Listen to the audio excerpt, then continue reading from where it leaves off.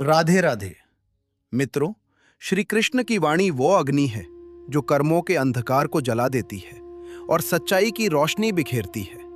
इसलिए इसे रोजाना सुनो, जैसे सुबह की पहली किरण अंधेरे को चीरती है। आज बात कर्म के हिसाब की। ये ऐसा न्यायालय है जहां कोई वकील नहीं, कोई जज नहीं, सिर्फ कर्म बोलते हैं। जो किया वही लौटेगा और हिसाब बिल्कुल सटीक होता है। भगवान कहते हैं, कर्म फल का बीज है। अच्छा बोया तो मीठा फल, बुरा बोया तो कड़वा।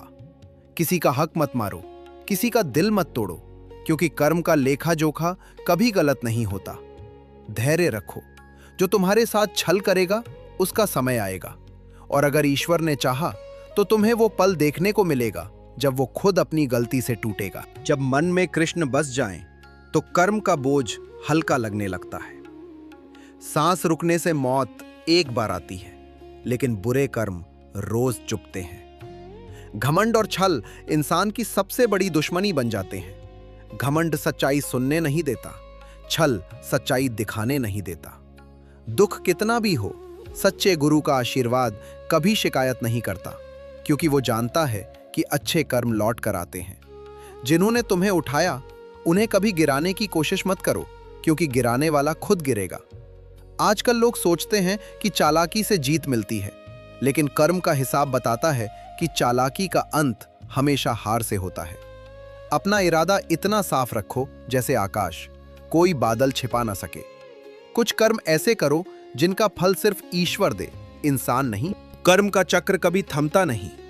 जो आज ऊंचा है कल नीचे आ सकता है, जो नीचे है कल ऊपर उठ सकता है।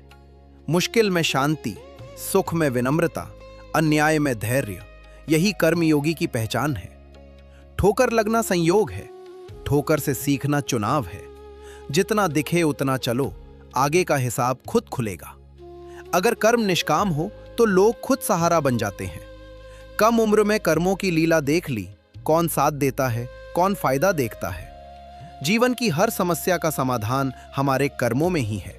मित्रों, अगर नए हो तो भगवत गीता सार चैनल सब्सक्राइब कर लो। कथा एक छोटे कस्बे की पुरानी हवेली से शुरू होती है। फरवरी की सर्द रात, हवेली के बाहर एक आदमी बैठा था। उम्र 55, चेहरा उदास, आंखों में अफसोस।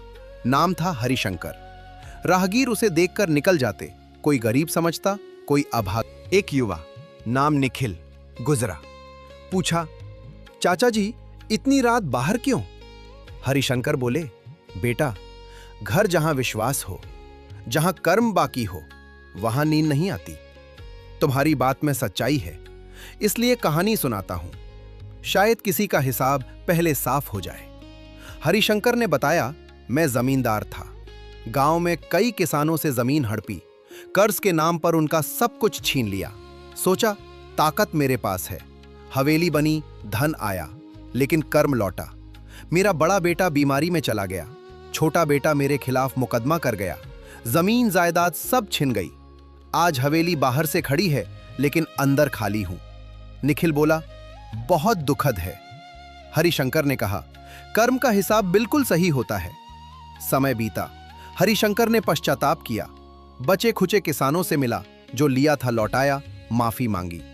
छोटी मोटी खेती शुरू की, ईमानदारी से। लोग लौटे, सम्मान मिला। जो उसे लूटने में शामिल थे, वे खुद गरीबी में पहुंचे।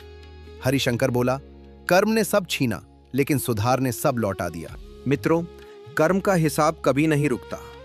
जो छल करता है उसका समय आता है, जो सुधार करता है उसे नई जिंदगी मिलती है। अच्छे कर्म से सुख, बुरे से दुख। घर कर्मों की सच्चाई से मजबूत होता है। राधे राधे। कृष्ण कहते हैं, कर्म करो, फल की इच्छा मत रखो, लेकिन याद रखो फल जरूर आएगा।